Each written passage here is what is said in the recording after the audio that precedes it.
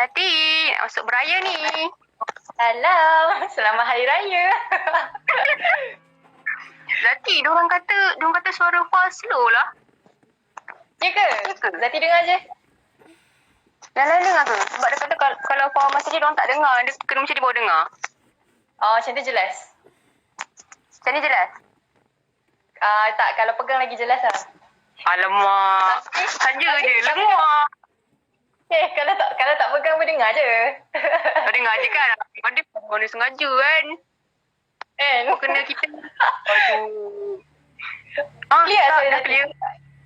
Clear sangat Zati, clear sangat. Terbaik, Alhamdulillah. Wah, ramai dah join kita petang ni. Itulah, Alhamdulillah. Ramai hari ni. Baguslah diorang ni. Diorang tak sabar Zati sebab hari ni soalan-soalan daripada Fah memang semua soalan-soalan yang sangat hot. Fah pun tak tahu kenapa. Diorang bertanya soalan ni kat Fah. Tapi tak apa sebab bukan Fah yang jawab, Zati yang jawab.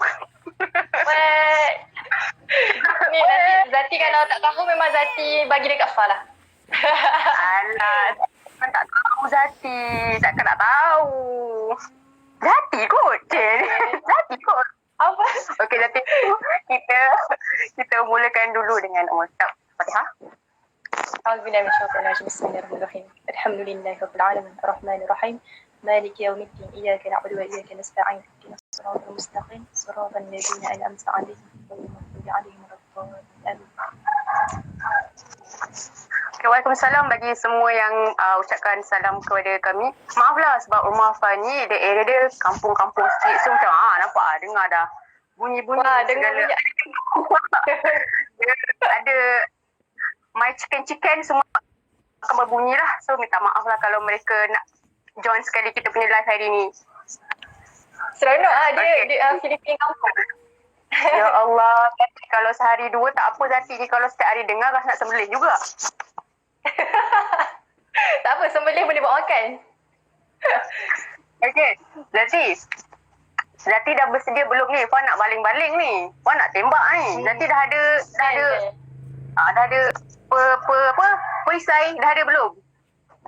Fah jangan ingat Fah boleh tembak Zati seorang. Zati pun nak tembak Fah. Dah sedia belum? Kecewa. Alamak, tak boleh lah macam ni. Dia kalau tiba-tiba loading tu maknanya selari lah tu. Doa-doa semoga petang ni line tak menceburui kita insyaAllah. InsyaAllah, amin. Tu nampak Zati pun macam clear je. Zati kat mana? Tadi kata line macam kurang ni macam nak gonggok. Ya, subhanallah. Semalam Fah nak tahu tak dekat rumah Zati ni memang zero. Line tak ada. DJ buat masalah lah dekat area sini. But then Alhamdulillah hari ni sebab mungkin Allah tahu kita nak bertemu. Kemudian tiba-tiba line je okey. Tiba-tiba okey. Serius Alhamdulillah. Zati pun macam ingatkan mula-mula ingat nak keluar rumah. Nak keluar rumah pergi jalan-jalan carilah tempat yang ada line. Sekali tak boleh keluar rumah. Macam gigih sangat kan. Tapi hasrat pada awalnya begitu. Tapi memandangkan line dah okey balik. So tak apalah, kita stay at home. Stay at home Okay. Zati dah bersedia belum? Kita ada 5 soalan tau. 5 soalan untuk Zati. Fah. Diamlah. Bunyi kat dia. 2 soalan untuk Fah. Larian 2 soalan untuk Fah. Okay. 10 soalan. Oi, mana boleh. Tak mampulah kita menggigil. Okay. Dah sedia ni? Jeng. Sedia. Okay, jom. Soalan pertama je dah panas. Okay. Pakaian macam mana Kak yang dikatakan sebagai tabaruj? Yang terlalu style ke? Atau warna terlalu terang ke? Yang macam mana tu tadi? Ramai sangat ni yang tanya ni. Macam mana tabaruj tu? Saya bukan nak tabaruj ke? Silakan. Okay. Basically soalan yang Fah tanyakan ni kan, soalan yang terpilih kan daripada ramai followers Fah yang tanya, betul tak? Lepas tu ini soalan yang terpilih. Okay, so basically ni soalan yang kita boleh kata sebagai sangat common dan sangat famous. Ramai yang tanya. Sebab kenapa agaknya ramai yang tanya? Sebab pertama, kebanyakan mostly yang tanya pasal tabaruj ni adalah orang perempuan. Because of perempuan suka kecantikan. Perempuan memang fitrahnya cenderung untuk suka pada benda-benda cantik lah. Macam Fah sendiri kan. Fah kalau pakai contoh macam nak pakai baju, mesti nak pakai baju yang paling Fah rasa berkenan pada ketika itu, yang paling cantik Fah rasa, betul tak? Betul, baru confident kan? Kan, baru confident, baru kita rasa macam macam rasa seronok kan. Kadang-kadang bukan kita nak nampak cantik untuk orang lain pun, untuk kepuasan diri. That's mean what? That's mean memang perempuan ni fitrahnya cenderung pada kecantikan, cenderung suka pada benda yang cantik. Dan kita tengok sendiri memang Allah ciptakan wanita ni semua cantik-cantik. Basically memang semua cantik-cantik, tak ada pun perempuan yang tak cantik. Serius, percayalah. Even though termasuk orang yang cakap kan? Termasuk orang yang cakap. Tak cakap dengan cermin ke? Okay, so basically that's why kenapa ramai yang tanya pasal benda ni. Okay, itu benda pertama kita kena clear. Lepas tu yang kedua, jadi Islam datang bukan untuk menggongkong fitrah semula jadi yang terdapat dalam diri manusia. Jadi bila cerita pasal fitrah ni banyaklah fitrah kan. Bukan sekadar macam contoh fitrah ada rasa suka pada seorang ke, fitrah kita rasa lapar kita nak makan, fitrah kalau kita rasa penat kita nak tidur. So antara salah satu juga fitrah adalah perempuan suka benda cantik. Sedangkan Allah sendiri pun sukakan kecantikan. Islam datang untuk meluruskan ataupun orang kata apa nak bendung lah kita ni, fitrah kita ni biar berada di landasan yang benar.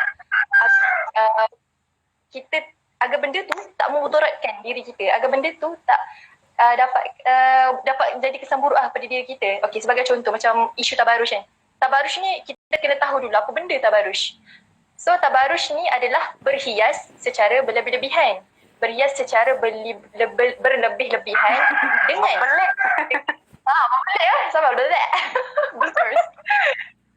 Sampai okey, kita sambung balik. Dengan tujuan untuk menarik perhatian ajnabi. So dia berhias untuk menarik perhatian ajnabi. That we call as tabarruj. So dia punya key point kat sini, pertama berhias, kedua secara berlebihan, ketiga untuk menarik perhatian ajnabi.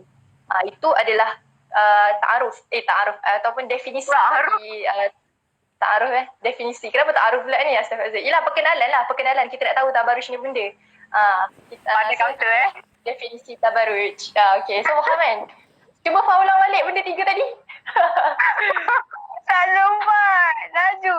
Berhias berlebihan. Satu lagi nanti. Satu lagi. Dengan tujuan apa? Dengan tujuan untuk menarik perhatian ajnabi. Yes, definitely. Itulah tabarruj. So, that's why kenapa tabarruj tu tidak dibolehkan. Pada asalnya, hukum berhias ni, hukum asalnya adalah harus. Tetapi, ia cenderung menjadi halal ataupun haram bergantung pada keadaan. Okey, sebagai contoh, ia halal kita nak bertabarruj, nak berhias secara berlebihan untuk suami. Untuk suami tak apa, halal. Kau nak pakai pakaian ketat macam mana pun, nak pakai cantik hias macam mana pun, lipstick merah, semerah-merahnya pun, kau tonyoh lah. Tak ada masalah. Untuk suami tak ada masalah. Sensor. So, kita perempuan berhias untuk suami, okey? Alright. Lepas tu yang kedua, ia boleh jadi haram bila mana tu lah kita salah gunakan tabarruj tu, kita berhias secara berlebihan, bukan untuk suami tapi untuk ajnabi. Ajnabi ni siapa? Untuk orang yang bukan mahram, untuk orang yang orang yang asing lah. So macam macam kalau contoh kan, basically kita tengok perempuan sekarang, kalau kat rumah tu bukan main lagi kan, orang kata macam bila dengan suami kat rumah, memang compang-camping lah orang kata kan. Masa masa-masa kan. Tapi kalau keluar rumah, bukan main melaram. So kat sini, ini adalah perkara alami yang sepatutnya kita ubah lah. Maksudnya kebiasaan yang sepatutnya kita ubah. Sepatutnya kat rumah tu kita kena cantik-cantik sebab ada suami kita. Tapi bila kat luar tu bukan tak boleh cantik. Boleh, tapi tak boleh secara berlebihan. Kena sederhana je. Okay, so kita ulas pula, kita bahas pula bagaimana cara berhias yang Islam benarkan. Okay, so tadi kan Zati awal tadi ada sebut tentang perempuan memang suka kecantikan kan. So macam sekarang pun banyak makeup kan. Banyak macam lipstick, blusher, eyeshadow, bagai semua tu kan. So boleh ke tak pakai sebenarnya? Fa biasa pakai tak benda-benda tu semua? Sebab Fa tak pandai make up. Okay. Fa Kita Fa just baby. Okay.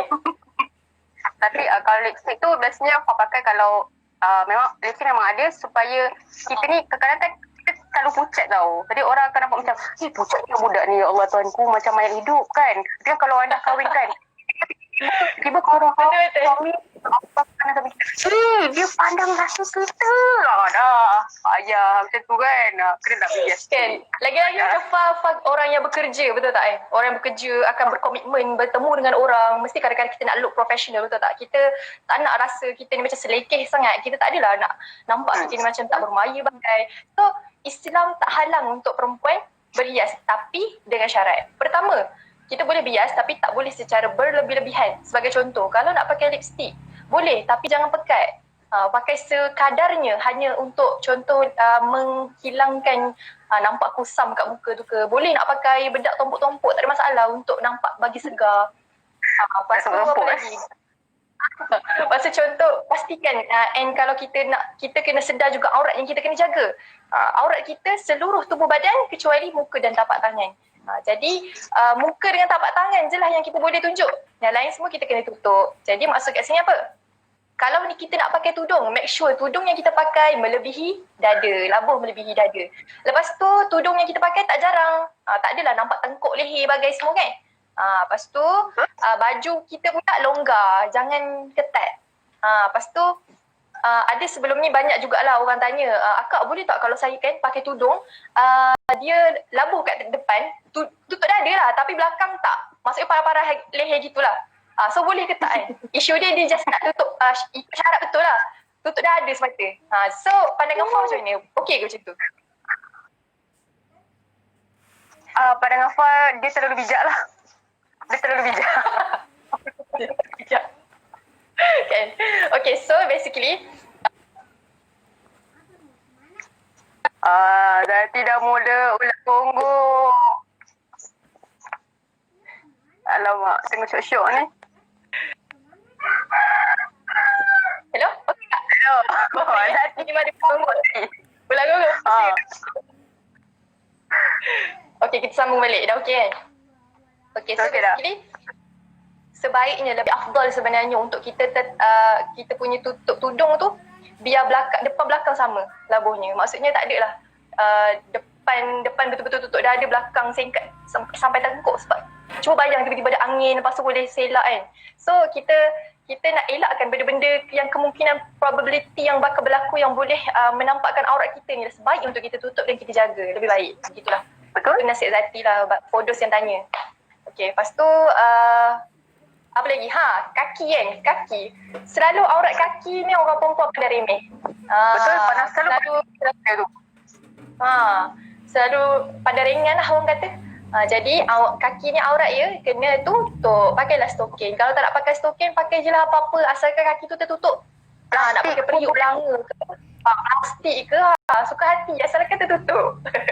So bila orang tanya kan, wajib ke pakai tudung? Tak wajib. Yang wajib tutup aurat. So selagi mana nak menutupinya tu dengan cara yang bagaimanapun, pakai tudung haji ke, pakailah asalkan tertutup. Kalau nak pakai kemah pun angkut lah. Boleh, tak ada masalah. Silakan asalkan tertutup. Okay, itulah.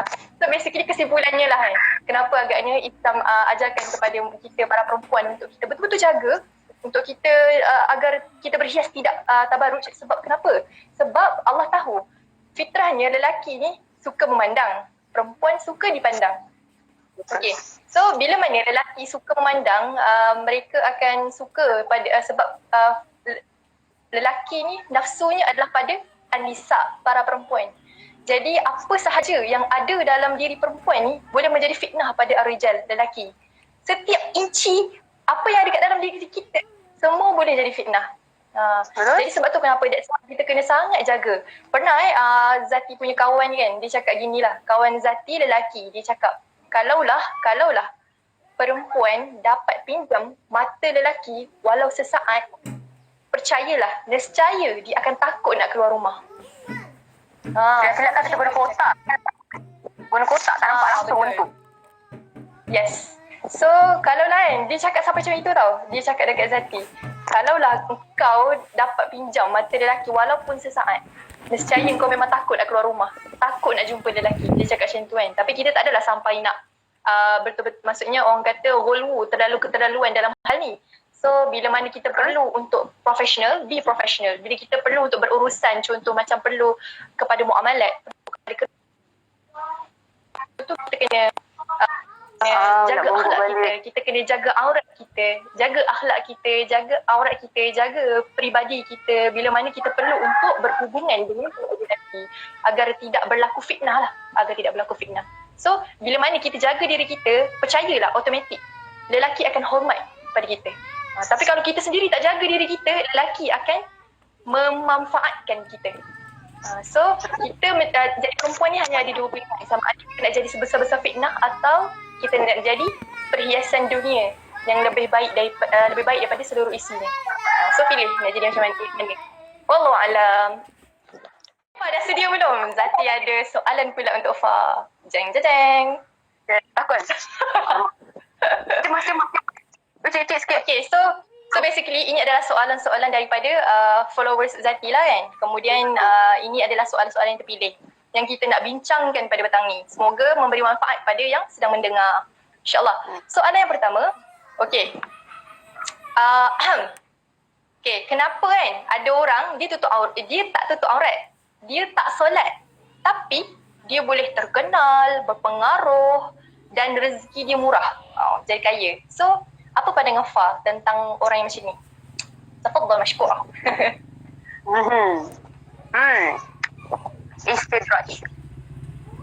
Jadi pernah dengar kan? Jadi pernah tahu kan? Dia sedang alamak ayam ni lagi kuat tak suara daripada suara kita. Istidraj. Okay, istidraj. Istidraj ni apa? Istidraj ni adalah satu pemberian nikmat dari Allah kepada manusia, tapi pemberian nikmat itu yang tidak diredai oleh Allah. Inilah yang dinamakan istidraj. Kalau kita nampak kan, orang ni senangnya dia, bagusnya dia, kayanya dia, tapi dalam hati dia belum tentu lagi tenang. Belum tentu lagi tenang. Sebab apakah manusia itu mengira mereka telah beriman sedangkan mereka tak diuji. Dalam surah An-Ankabut Allah. Oi, meriahnya ada bunyi. Sampai hilang semua ni kan. Itulah dia. Mohon bersabar. Okey, itu yang aku cakap adalah tentang istidraj. Bila kita nampak orang tu kaya, dia nampak senang, dia nampak mewah, tapi sebenarnya dalam hati dia belum tentu lagi. Itu sebenarnya istidraj daripada Allah kepada dia. Ada orang cakap kan, aku ni solat cukup, puasa penuh. Asyik dalam kurungan untuk lelaki saja. Sebab perempuan ni maklumlah kan, ada special case kan. Lepas tu apa yang tadi? Hilang lah.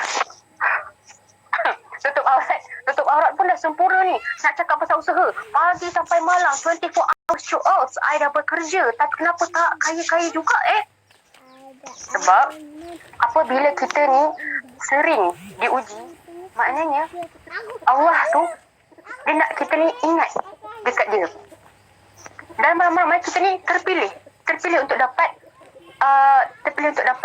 attention daripada Allah, terpilih untuk dapat perhatian daripada Allah. Allah nak ingatkan kita, bertawakallah kita ni kepada dia. Tawakal ni apa? Tawakal ni adalah menyerahkan segala pengharapan kepada Allah. Letakkan segala pengharapan kita ni dekat Allah. Kalau bukan sekarang kita dapat habuannya, mungkin nanti dekat sana. Setiap perkara ada perlukan masa. Setiap perkara perlukan pengorbanan. Tapi satu perkara yang kita perlu ingat, kerja hati, usaha hati ni adalah tawakal. Hati ni kita tak boleh lebih-lebih. Kerja hati adalah tawakal je. Sebab tu kadang-kadang ada orang fikir, aku dah buat macam ni, aku usaha tapi tak dapat apa yang aku nak. Sebab dia silapnya, dia usaha tapi hati dia lupa bertawakal. Itulah sikit je Pak bagi. Terlupa salahkan ayam. Ayam tadi bunyikan kalau bunyi. Ayam-ayam tu dia mengiyakan apa yang Fa hujahkan ni. Dia orang bersetuju. Kalau sempat hujah lagi bunyi tadi. Kalau Zati sendiri ada tak? Nanti King salam lah kat ayam-ayam tu Oi, tak boleh. Mana boleh Zati Fa punya. Okay, tak tahu nak tambah apa dah. Tadi rasa dah cukup. Cukup dah apa Fa cakap. Dia simple lah jawapannya. Tu maksudnya istidraj kan. Maksudnya nikmat-nikmat yang Allah bagi sebenarnya hakikatnya untuk menjauhkan diri dia daripada Allah. So banyak kan kita tengok, aku stres betul lah tengok dia ni. Bukannya solat pun. Kan? Tapi result gempak gila kan. Contoh. Dia tidur. Apa hal kau ada boleh dapat straight A? Kan? Geram kan? Terbunuh member tu. Lepas tu benda ni mengakibatkan kepada orang yang dapat nikmat tu menjadikan diri dia makin sombong, menjadikan diri dia makin jauh daripada Allah. So itulah istidraj. Macam contoh lah, paling ni nak sentuh isu sensitif sikit. Contoh macam golongan-golongan bisnes men yang kita tengok macam siapa tu Sajat kan. Dia kan sangat mewah kan. Dan tapi bahkan dia adalah golongan-golongan transgender. Tapi kenapa masih lagi Allah berikan rezeki yang kaya raya pada diri dia kan? Mungkin itu antara salah satu faktor yang kita boleh nampak lah, istidraj lah pada dirinya sebab benda tu membuatkan dia makin sombong dengan kekayaan yang dia ada. Contoh macam kita tengok kalau masa zaman Nabi, kita tengok masa zaman Nabi Musa, siapa yang harta korun tu kan? Dia meminta kepada Allah untuk diberikan kekayaan. Okey, kemudian Allah bagi dekat dia, tapi akibatnya dia lupa pada Allah dan akhirnya Allah menenggelamkan segala apa yang dia ada pada dalam tanah. So sebab itulah kenapa sekarang kan orang Melayu panggil harta korun tu nak cerita tentang ni lah sebenarnya. Korun tu yang ditelan bumi disebabkan kesombongannya atas kekayaan yang Allah bagi pada dia yang akhirnya dia lupa pada Allah. Yang akhirnya dia merasakan diri dia lebih hebat daripada yang menciptakannya, lebih hebat daripada yang memberikannya nikmat. So basically apa je yang kita ada ni, kita tak ada apa-apa pun sebenarnya. Kita kena sentiasa bear in mind yang kita sebenarnya tak ada apa-apa. Semua ni apa yang kita hanya pinjaman Allah. Jadi apakah selayaknya untuk kita sombong? Langsung tak ada layak, langsung tak berhak untuk kita sombong apa-apa. Sedangkan diri kita sendiri pun bukan